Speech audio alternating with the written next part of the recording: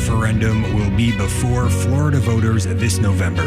What do you need to know? And much more with special guest Pam Stenzel today on The Simple Truth. We consecrate everything to the Sacred Heart of Jesus through the Immaculate Heart of Mary and the pure, strong heart of Saint Joseph. A special episode today with a special guest. It's Pam Stenzel. She is founder of Enlighten Communications, enlighten.com.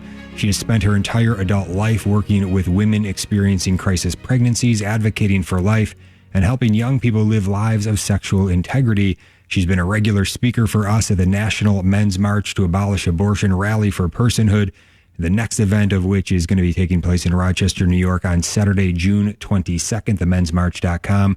Pam is planning to be with us there as well. So come on out to the event and you'll get to hear Pam speak live there. Again, themensmarch.com for more information on that. But Pam Stenzel, welcome back to The Simple Truth. Thank you for being with us today. How are you? Oh, it's good to be with you. Thanks, Jim. Very concerned about what's going on in Florida. So I'm glad to be able to have that conversation with you today. Awesome. Yeah. Thank you for being here. And I think you were with us. It was a couple years ago now. I was going back and trying to find it. I was watching it today. In fact, your testimony that you shared with us on a past Testimony Tuesday was back late 2021. And really great stuff. So I would encourage people to go back and find that episode to learn more about Pam's story. But maybe some more of that will come out as we go here today. I would like to start with it in the sense of, Pam, you're in the trenches in Florida.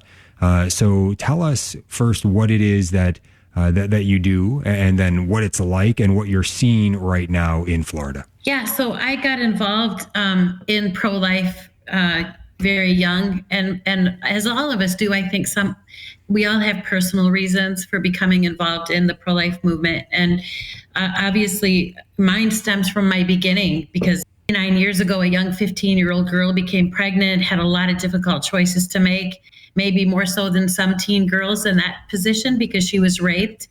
But she chose to give me my life and then gave me my family through adoption.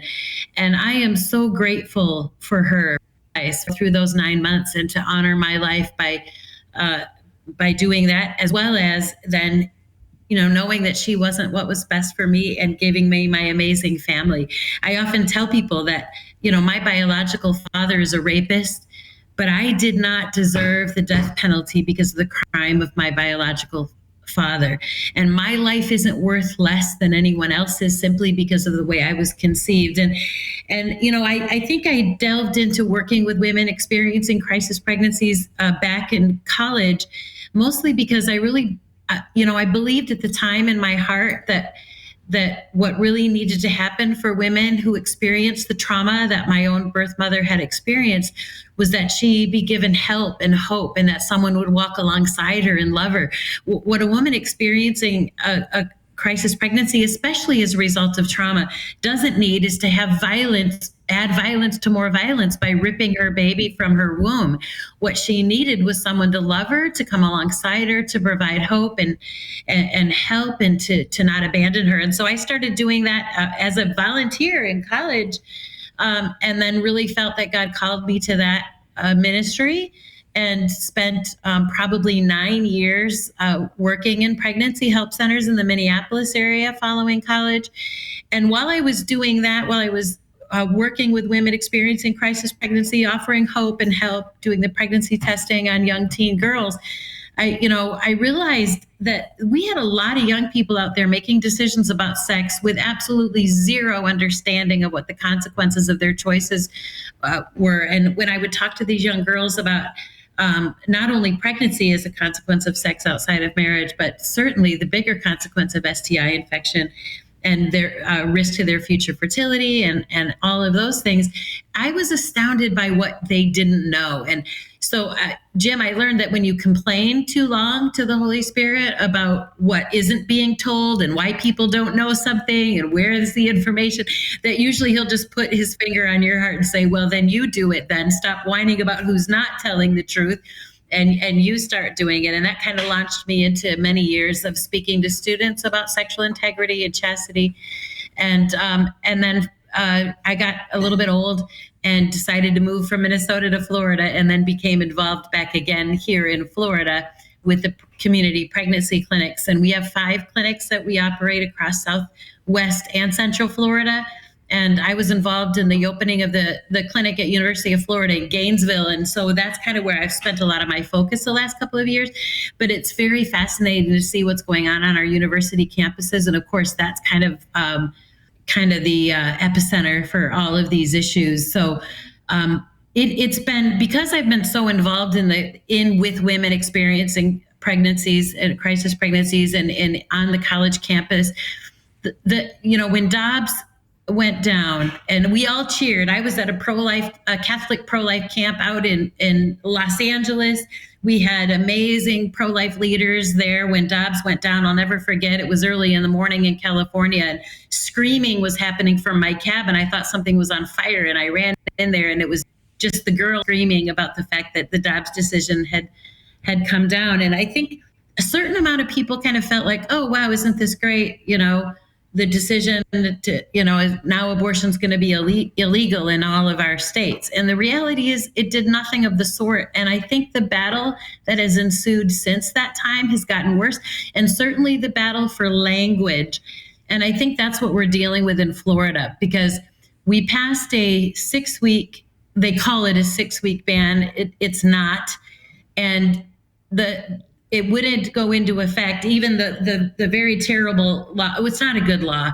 It's a 6-week ban with the exceptions for rape, incest, health of the mother, and then also human trafficking. They added human trafficking into this ban as an exception, which was just insane.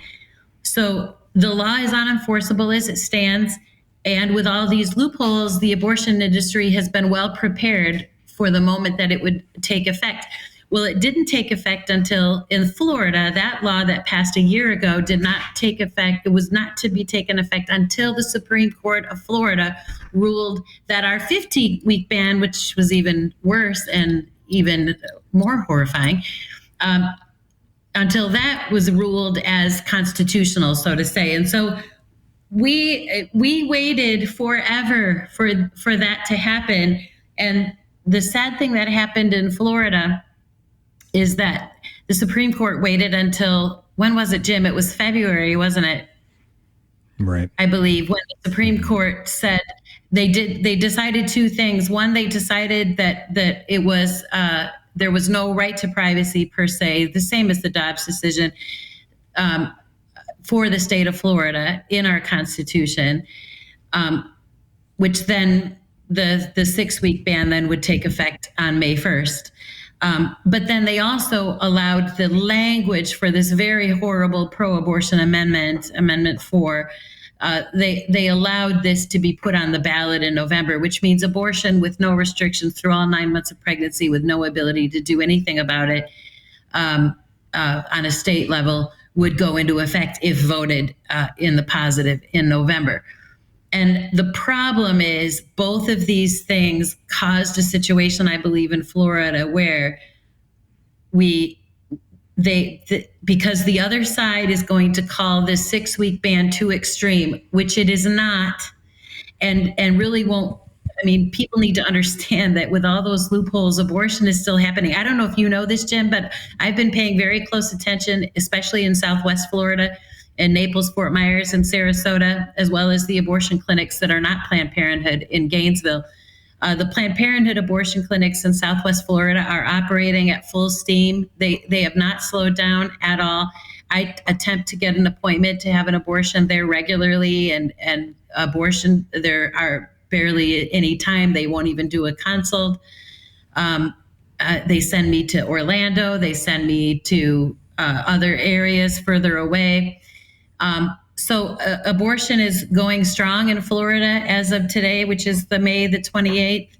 And this ban has not slowed the abortion industry down at all. And the reality is the other side is going to use this as fodder to scream to the public that this law is too extreme and that they should vote yes on this amendment, which would enshrine abortion in our state constitution, would be absolutely devastating. So it's a very serious battle, and we have to remember that language matters, and the way we speak about these things matter. And if we aren't bold about the reality of what's going on, the reality that even with all this legislation and all this attempt to nitpick and what do I want to say, legislate abortion out of existence, it hasn't worked in 50 years. That's never worked. And every time the pro-life movement per se says, oh, look at this, we've got a 6-week ban with 85 exceptions. Isn't that great? Babies are going to be saved. The reality on the ground is that babies aren't being saved, not in the numbers that they would want you to believe. And the only states in which we've seen some actual abortion numbers go down are states like Texas and Alabama, and places where they passed laws with no exception. And so the problem is that's not what's going on in Florida, and I think it's going to really hurt us long term here. Mm-hmm. All right, and some form of actually being able to enforce things, which, as you're saying, there doesn't seem to be any evidence that anything's even being enforced in Florida. So you can have these laws on the books, they're not doing anything. So this is very important to bring this to the light today. And the Supreme Court case in Florida, that state Supreme Court case, I think the arguments, were probably in Florida. The ruling came down, it looks like April 1st.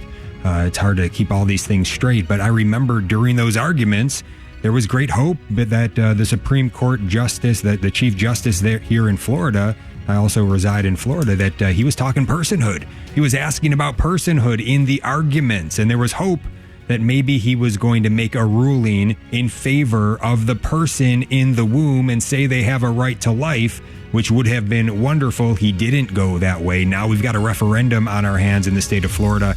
We're going to be talking about this when we get back. Stay tuned. Ask a Priest live, weekdays at 6 p.m. Eastern on the Station of the Cross. We'll bring you a different priest each weekday where you can participate in a live Q&A on the topics that matter. To get your question in for Father, call 1-877-511-5483 while the show is live. Email us anytime at priests@thestationofthecross.com or visit our show page at thestationofthecross.com/askapriest. Some atheistic scientists claim we don't need God to explain the universe because science is sufficient to get the job done. But is this true? The answer is no, and here's the reason. Science could never negate the need for God because it can't give an exhaustive explanation of the universe. First, it relies on the inductive method in order to validate its hypotheses. As such, scientists can never be certain they've discovered every piece of data necessary to give a complete explanation. They must always be open to discovering something new that could alter their current theory. Furthermore, science presupposes an existing universe to observe and explain. Thus, it could never explain why the universe exists in the first place rather than not. Science has explanatory power, but not enough power to negate the need for God. I'm Carlo Broussard with a ready reason for Catholic Answers, Catholic.com. We hear all the time from listeners who discovered the station by seeing a Try God bumper magnet in traffic. You can request a free bumper magnet and start evangelizing just by driving around town. Go to thestationofthecross.com and click on promotional material under the About tab. There you can request a magnet for your listening area. We even have one for the iCatholic Radio mobile app. Request yours today.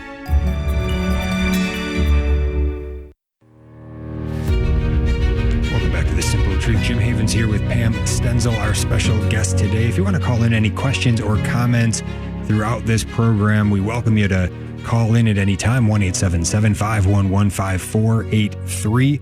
Feel free to bring your thoughts, your voice, your questions to the conversation today, 1-877-511-5483. So a couple things, Pam, from what you were saying in that first segment. Number one, I want everybody to understand that we need to understand the absolute truth about what abortion is. If you watch this show with any regularity or listen to this program with any regularity, then I know that you're already there and you know what I'm talking about. But if not, maybe you just stumbled on this today.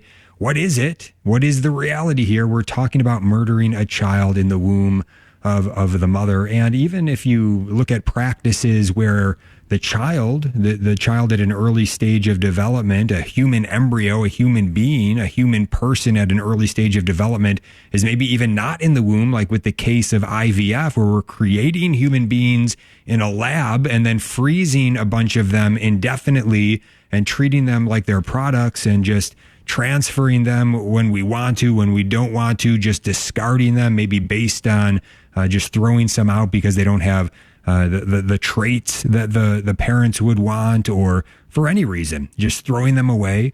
These are still human beings. These are still human persons. And also, when we're talking about abortifacient contraception, so-called contraception, like every single birth control pill on the market, that works also as an abortifacient, where human beings can be conceived.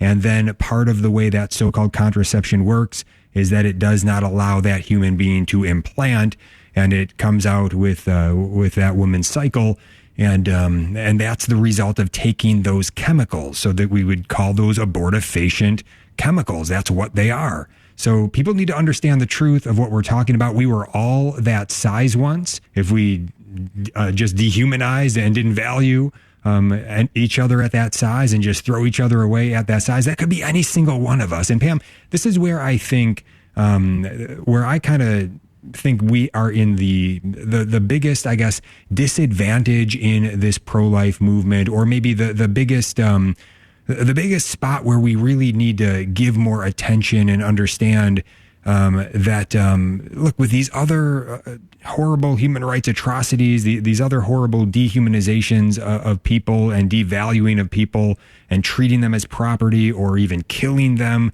if we want to. You can think about slavery. You can think about what was going on with the Jews and other, undesirables throughout different times when people who were in power just said, let's get rid of them, or let's just treat them as less than in these horrific ways.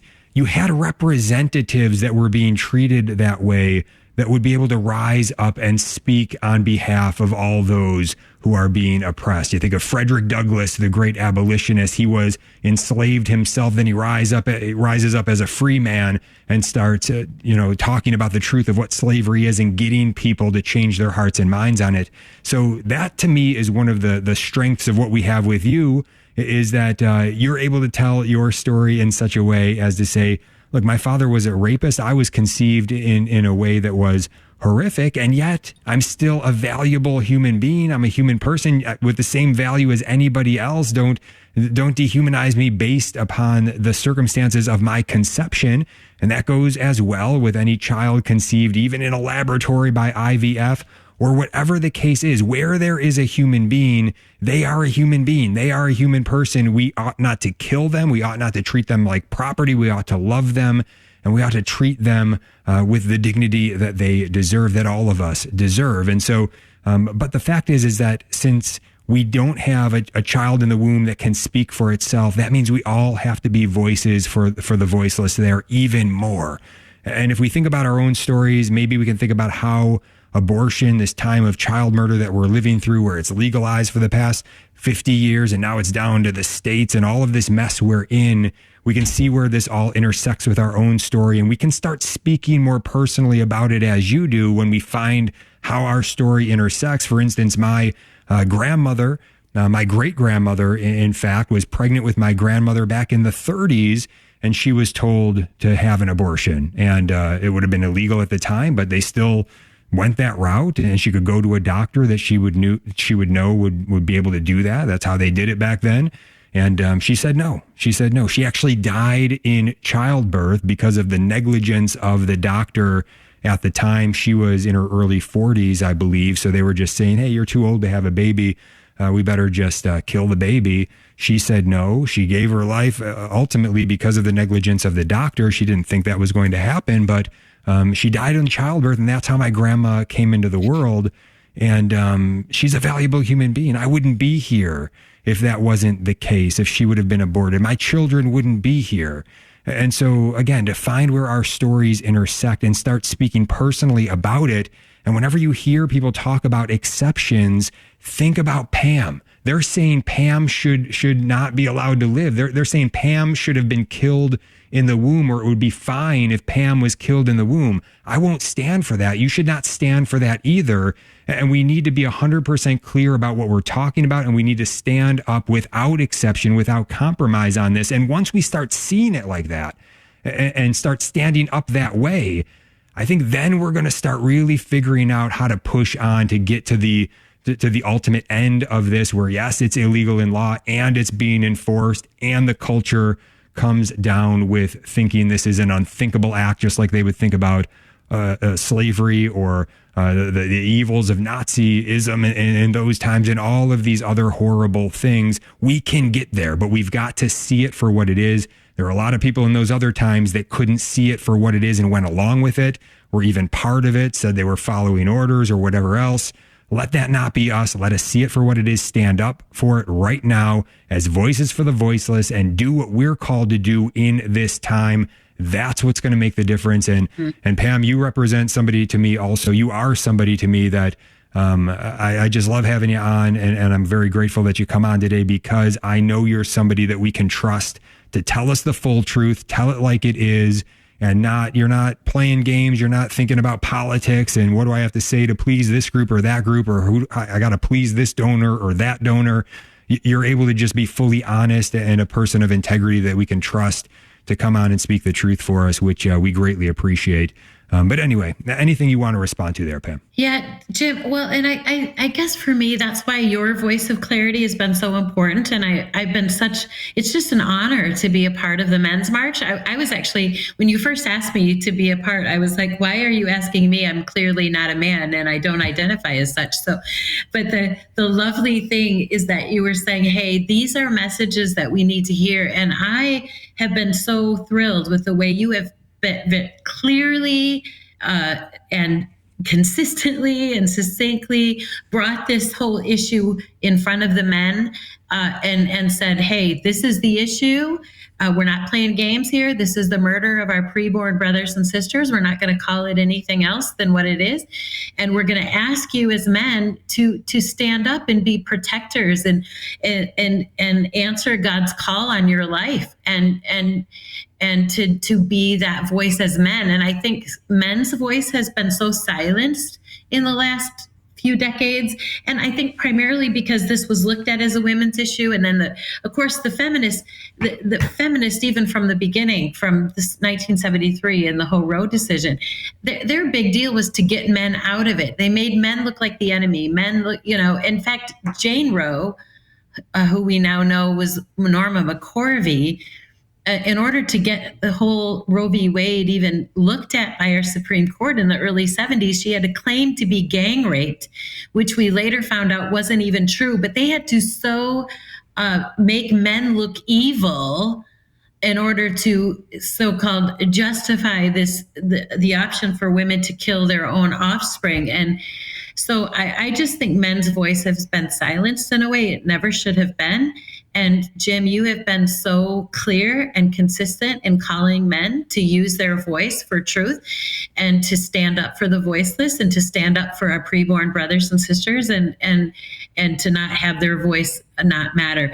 And I think here's the thing, what Dobbs should have brought to us, Jim, and sadly, I don't know that it did, it should have shown a light very clearly on the only way that we are going to actually see an end to child murder in our nation, and that is personhood. That is to declare personhood on every human being from the moment of conception or from fertilization until natural death, and that our laws, my constitutional rights, didn't begin when I was born.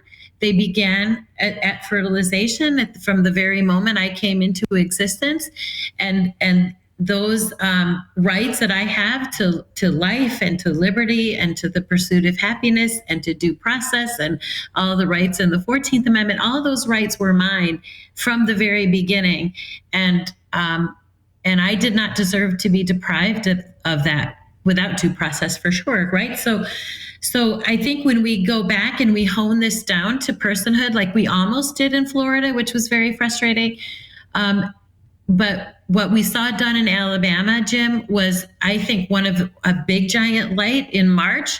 The Alabama Supreme Court recognized the personhood in an IVF case, which I thought was brilliant. And I'm like, here we go. This is where this battle is going to be won or lost. And I was absolutely devastated. I happened to be, when this all came down in Alabama, I happened to be speaking at the Babel conference up in Cleveland called Bringing America Back to Life, and a bunch of pro-life people were there, and many of us who have been pushing for personhood for a very long time, and we're a minority, but there we were praising this decision, and we were like, look at what Alabama's doing. This is the beginning. This is what's going to actually make a change. This is the beginning of seeing an end to abortion in our country.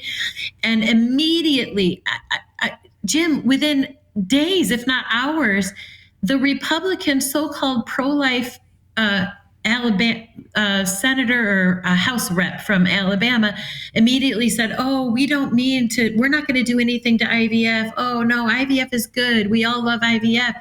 And Senator Cruz just recently came out, and I've respected him for some time for being pro-life. And he came out and just said the same thing, Jim. And I'm like, you are missing the point. All of you, you do not understand. You cannot have IVF unregulated or even regulated is evil. And they're like, but we want people to get pregnant. Don't you want people to get pregnant? Yes, the way they should be getting pregnant, Jim. Not through a lab. Not at this. You don't sacrifice 50 children and have them all die so that you might be able to carry one to term. This is absolutely horrific. And so, how are we calling ourselves both believers or Catholic or Christians and pro-life and having nothing wrong with this industry that is treating children as property and destroying many children and experimenting on children? This is absolutely horrific. Right. Yeah, it's really it's a high-tech barbarism is what IVF really is. And so with emerging technologies coming forward, it's only going to get worse if this is the philosophy that people have, which is, let's use technology to do whatever it takes to try to solve infertility without any morals. There's no ethics here. There's no limit. There's no guardrails here. Just whatever it takes using technology. Well, they talk about IVG, which is going to be this way of doing this at scale on a mass level where they do it even bigger than they do it now. They imagine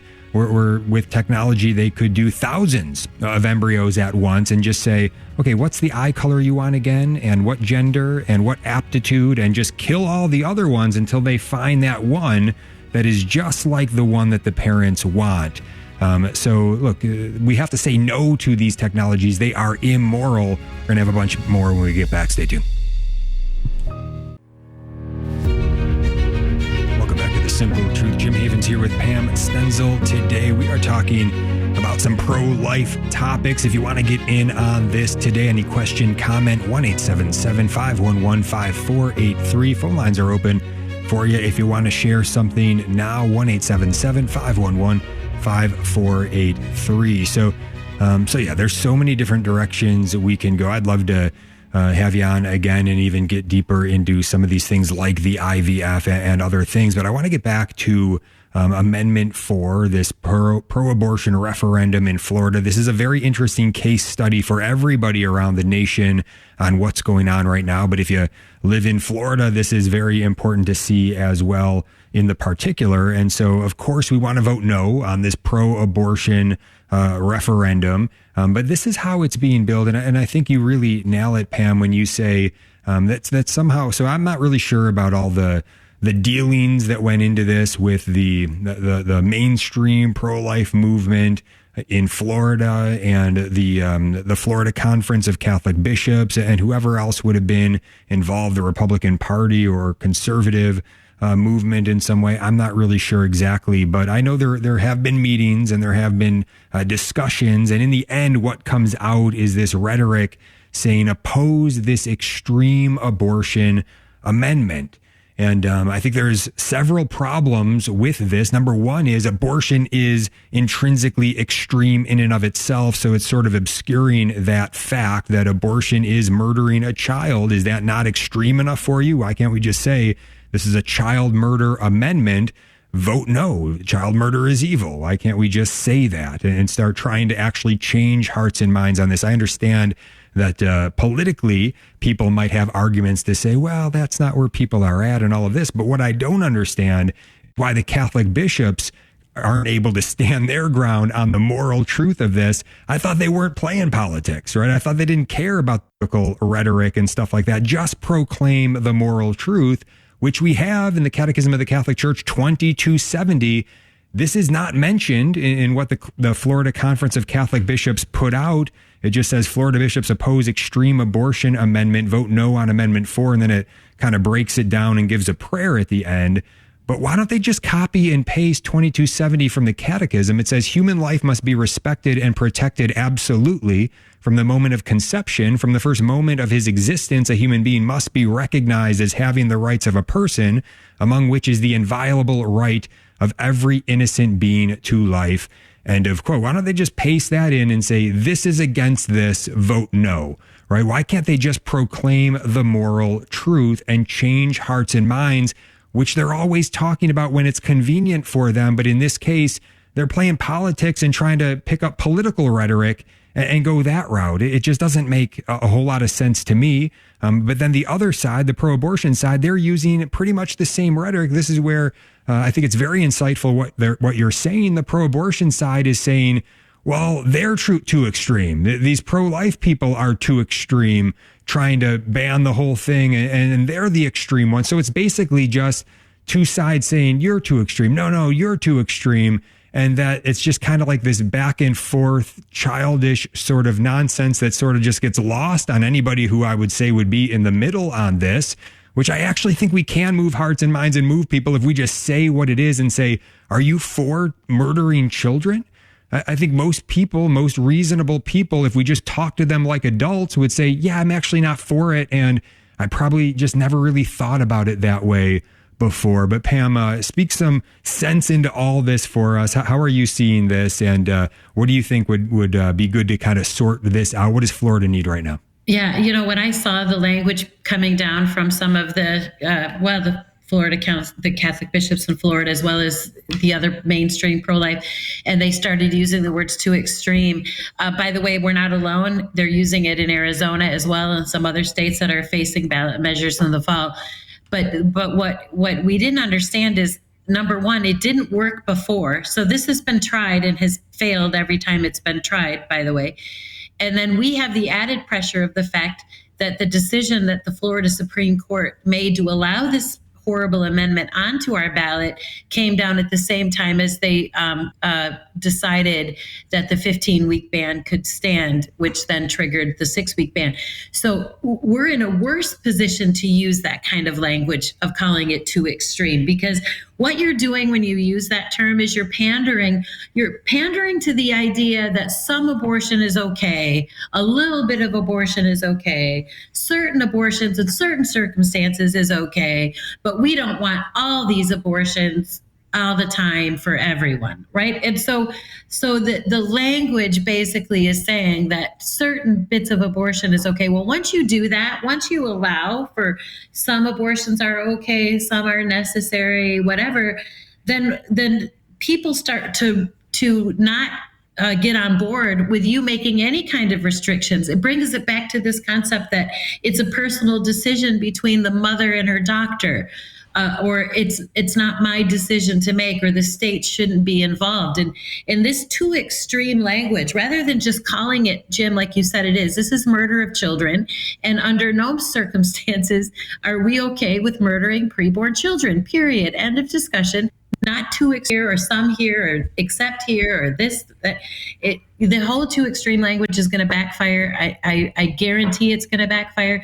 And until we actually call abortion what it is and and have people understand exactly what it is in every circumstance. Abortion is always the intentional killing of an innocent human person every single time. So every abortion is extreme, every single one, not just some. Right. Yeah. And so, how do you see this in terms of, so you've got the Catholic bishops, and then you've got the Republican Party and the conservative movement now. They're all retreating on life. I think this is an example of it. They're trying to play political games instead of just standing up and proclaiming the truth and actually trying to change hearts and minds in the process while they actually push for the end of this, which now is the time to do it post Dobbs, right? The Roe v. Wade is over. That was the excuse why they couldn't do it before. Now here we are, and they're still playing these political games.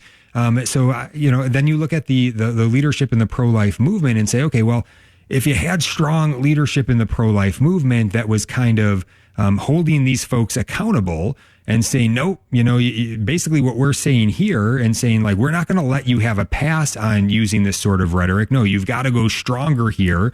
And they were basically the bishops lobbying the Republican Party in that way instead of just kind of going along with it themselves. But then again, I think back to the Catholic bishops and the history here, which I've studied some. And if you go back to their 1975 pro-life plan, it's actually very strong. They are the pro-life movement at that point. They are leading the way. They're calling for pro-life congressional districts where it's pro-life people rising up using the parish system and saying we're going to have these separate groups and we are going to get people elected who are going to, at that point, the strategy was get a new amendment to end abortion. Now the strategy is we understand it's already there in the 14th Amendment. We just need to affirm it. And so, but their strategy was get people elected that are going to be in favor of that. And then even if we can't find people that would, that are already there running on this platform, then we're going to build up our own people and we're going to vote for them and we're going to get them in there and we're going to end it. This plan was never implemented. It was then watered down in the second version of the plan and then watered down even more in the third version of the plan over the decades. And even the plan that we have now, the watered down third version, even that they're not actually implementing throughout each diocese. And this is where we're at. So it's just a shame. So I guess in trying to find solutions here, I think we're both on the same page that, all right, Holy Spirit, like, I guess you point at me, what can I do? What can we do? And let's be faithful. It's not all, the outcome is not something we can say, but we can say whether we're going to be faithful to this moment. But I guess, what do we need right now? What are your thoughts where this is really breaking down? Any solutions that you're seeing? We need to keep speaking the truth in every avenue that we're given. And so you're doing that through this podcast, Jim. You're doing it through the Men's March. I'm trying to do it in every opportunity that I get to speak on behalf of the unborn on college campuses. We need to be clear. We need to stop making excuses for reasons that we would, I'm against abortion or I'm against the killing of children in this instance, but not in this one. And we need to this message just needs to be clear. Now, the one, we all agree that this amendment is horrible and that we should vote no. I mean, everyone across the board agrees. Right. The problem is we're not agreeing on how we're going to communicate that clearly to the masses.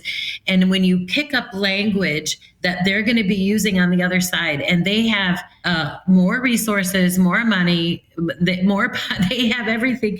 We have grassroots. I will say this: they might look like Goliath, and we have the Holy Spirit, and we have the church, and we have our faith, which is huge. So we can be David in the midst of this Goliath. But the reality is we have to, Jim, this just came to me a little bit. I think some of this, when as a church, as people of faith, we try to pick up the world's logic and the world's system and how they would fight the war and try to fight like them. I feel like we're kind of David being forced by Saul to put on all this armor to go fight Goliath, and David's trying to put on, this armor, and it's like doesn't fit, and he's like, just stop it. Can I just go fight Goliath the way I know how, the way I've been fighting lions and bears in the field? And I feel like sometimes the mainstream pro-life movement and the church per se, sometimes through its bishops, wants to kind of take the Davids of the world and just pile on this armor that isn't really going to work in the battle. And some of us just need some courage to say, I'm going after Goliath with my silly slingshot. That's all I've got. But it's what God's given me. And I believe in his favor, and I'm going to fight the battle with my slingshot. Mm-hmm. Yeah. And of course, I think they would probably say the same thing about us, that you're ineffective. This is not the way to do it. We're the effective ones. We've got all the data. We've done all of these studies, and we know really the messaging that is needed, which to me, it just doesn't hold up, and the evidence isn't there. And I think it's a very weak argument that they're making, but they're doubling down, tripling down on it. They're not listening. That's like one of the most frustrating things is you try to not just proclaim it here on a podcast, but you try to talk to people who you think would know better, and you try to have these conversations, but they're going to go with the donors, I think, is the big thing. They're going to go where the big donors are at. And I think you're right on the pro-abortion side. There's a lot of big donors there that are pushing all or nothing. We don't seem to have the donors. I don't know about that, what goes on in the shadows in the world of the donors and the pro-life movement. I know just a little bit that I've seen in kind of research, but there's a whole lot I don't know. But it seems to me that it is clear that if we had big donors that really wanted to push constitutional personhood and really go for it right now and saw what we're seeing, then we'd have a whole lot of pro-life groups and organizations that would be doing it to the full, right? They would do what the donors say. But that's not what we're seeing. So to me, I think that's probably the level that we're at. We need some big donors who want this and are willing to really invest in it instead of just the stuff that's not working, the same old stuff, what we're seeing here. So yeah, of course, vote no on this child murder referendum in Florida and all these other ones in all these other states. But talk to your friends and family, your coworkers about it in that way. Say, hey, there's another child murder referendum amendment here. Are you for murdering children in the womb? Talk to them like that. We can do this in a gentle and loving way and still be true to the reality of what it is we're talking about. I think that's the other thing. They would point the finger and say, just because we use the term murder, which Mother Teresa used, which Pope John Paul II used to talk about this reality, and Pope John Paul II said we have to use that word to really say what this reality is, just because we're using the truth of words here, they say, well, that's somehow mean, that's somehow ineffective, that's somehow too extreme. And again, these arguments don't hold up. Pam, can you give us the last word before we hit the break and then go into the final segment? Speak the truth, Jim. That's what we have to do. Speak the truth, and people will respond to it. We can't candy coat it, make it look pretty. It is what it is, the intentional murder of an innocent human being. And we've got to keep saying that. Otherwise, the too extreme just is going to fall flat completely. Right. Yeah, I agree too. We do take it seems there's a lot where it's just, well, the world's doing it this way. That seems pretty good. I guess we'll use the world's model. Now, how about we actually pray and say, God, how do you want us to do it? And let's be faithful to that. We're going to be back with more. Stay tuned. A prayer to the Sacred Heart that St. Gertrude the Great wrote. I salute thee, O Sacred Heart of Jesus, living and vivifying source of eternal life, infinite treasure of the divinity, ardent furnace of divine love. Thou art the place of my repose and my refuge. Enkindle in my heart the fire of that ardent love with which thine own is inflamed. Pour into my heart the great graces of which thine is the source, and grant that my heart may be so closely united to thine, that thy will may be mine, and that my will may be eternally conformed to thine, since I desire that henceforth thy holy will may be the rule of all my desires and all my actions. Amen.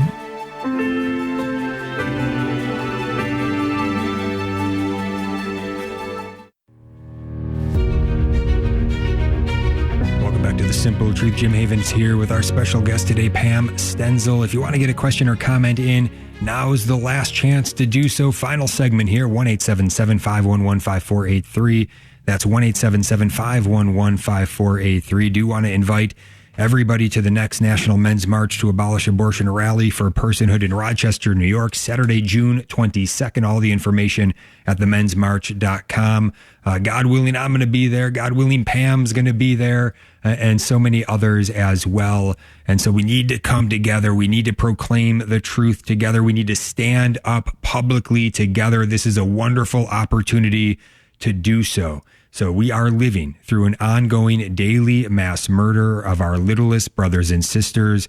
That's a fact. This is happening by the thousands every day in our own nation, the United States, by the hundreds of thousands worldwide, 200,000 worldwide every day. One is too many, but these numbers are just absolutely outrageous. We ought to be outraged. And yet still we can have our hearts and minds putting first things first, which is that our Lord Jesus has given his life in love for us and for every single one of those children, every single one of the abortionists even. And so if we would only turn our hearts and minds to him, and if we would only let him have his way in us and through us, that really is going to be the answer. He's going to show us what we need to do. And this initiative, this men's march and rally, which includes everybody, by the way, especially this one in Rochester, is going to be the first time where we're actually doing something a little bit different. We're going to try it out, keep everybody together for the whole thing. So the women are going to march alongside, along with all the children and everything. We're going to stay together the whole time.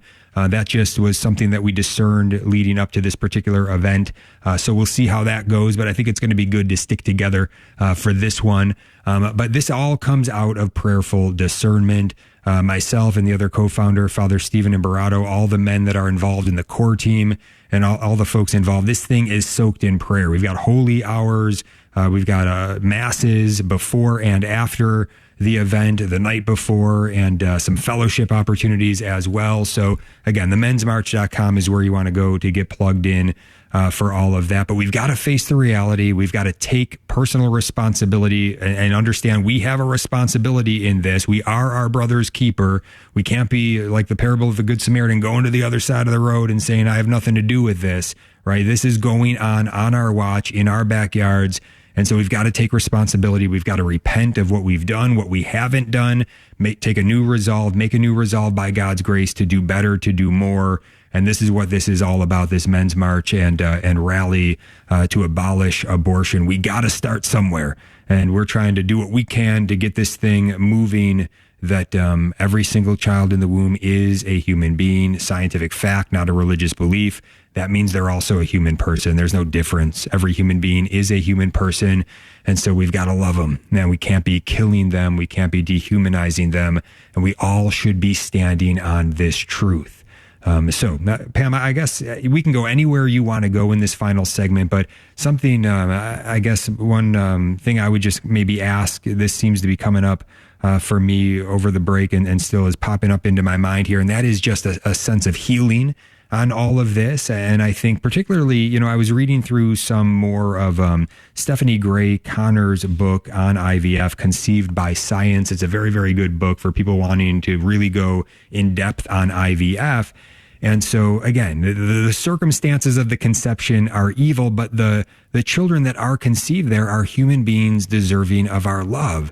And so that's what we've got to understand. The same is true in the so-called hard cases, of which Pam is a representative, of rape and incest, that yes, these circumstances are evil, and yet the child that is conceived is a human being. It's not their fault. They are as much of value as we are, and they are lovable, and we need to love them.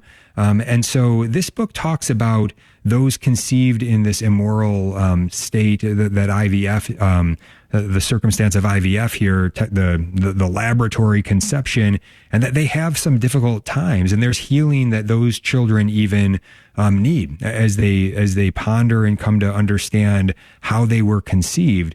We know about post-abortion healing that is available. You can go to lovewillendchildkilling.com, click on the healing tab, lots of information there. Pam, anything you can speak to about the so-called hard cases, being conceived in the immoral circumstance of rape and being a valuable human person. What about healing in your own life? Is that something that that you really, I don't know. I haven't heard you ever speak about it much. I'm just wondering if you might have something to say to folks, especially those that, are in one of these situations, whether it's IVF or rape or incest, and any words that might be helpful to them. Yeah, I always knew I was adopted. I mean, that was in my family. That was something we talked about, and it wasn't a shock. I knew it from the time I was little and thought it was an amazing, wonderful thing. I did find out as I got a little older that not everybody around me thought adoption was as amazing as I did. But I was a teenager when I actually found out the circumstances around. I think adopted kids, we like to have fantasies about our biological parents and who they were, and they're just two people in love who just weren't ready, or whatever. And then to find out that my biological mother was 15 years old and was in foster care and was raped, sent me into a lot of questions. And I grew up in the Baptist faith, in a evangelical world, and did a lot of memorizing of scripture as a child. And I think my first struggle was theological, Jim. I really struggled with, did God plan me? And was I just a big mistake? And everybody else, where we talk about God has a plan and a purpose for your life. Well, did that really mean me? And struggling with some of the deeper issues of in my evangelical world at the time, between the Calvinists to the, God just takes, did God plan sin, and all of those kinds of questions. And I think for me, it was a point where I realized that God is capable, that God is capable of taking even the worst pain in someone's life and actually using it for His glory. And that was really some of the turning points theologically. And I had a priest tell me, and I thought this was a beautiful thing. He said, Pam, you were not planned, you were ordained. That the moment of conception, you were ordained by God. He had a purpose for your life. And just a little difference in that language theologically really helped me, and to understand that all children, no matter the circumstance of their conception, right? Yeah, through the evil of IVF, through rape, through incest, through all these horrible things, can be ordained by God. That the child themselves is God ordained. And I say that even to the women I've worked with who became pregnant outside of marriage as well. I mean, it's the same thing. It's like, this child is ordained, even though what you did was still wrong. What my biological father did in raping my birth mother was horrible, dirty, stinky, rotten sin. And my existence doesn't justify that sin. But God can take even the most horrible things that Satan meant for evil and actually do something good with it. That's how amazing our God is. That's redemptive. Our God is redemptive. And we have to believe that and know that there's redemption in the lives of these children, and to hang on to that. And so God can redeem all of our circumstances. That's what's so beautiful. God can take even what the evil one meant for evil and redeem that if we give Him a chance to do that. And so we need to be doing it. And I'm going to throw this out. It's going to be really controversial right before we end, Jim. But all this discussion with IVF and everybody believing that people have a right to biological children, as if, you know what I mean, that I can do all scientific manner of things because I deserve the right. The infertility rate that we're seeing right now, the increase in it is greatly due to bad decisions made prior to marriage, right? STI infection, multiple years of using birth control, all of those decisions for a lot of our people led to their infertility. And now we want to even make worse decisions to fix a problem that was probably induced for the most part by our own decisions. Yeah. Very important topic that Pam has been outstanding on at the front of now for many, many years. I just want to highly recommend you go to enlighten.com. Is that what it is? Enlighten.com? Enlightencom.com. Enlightencom. Yep. Okay. Got it. Enlightencom.com. Enlightencom.com. Get in touch with Pam. Bring her to your parish. Bring her to your events. God bless you all.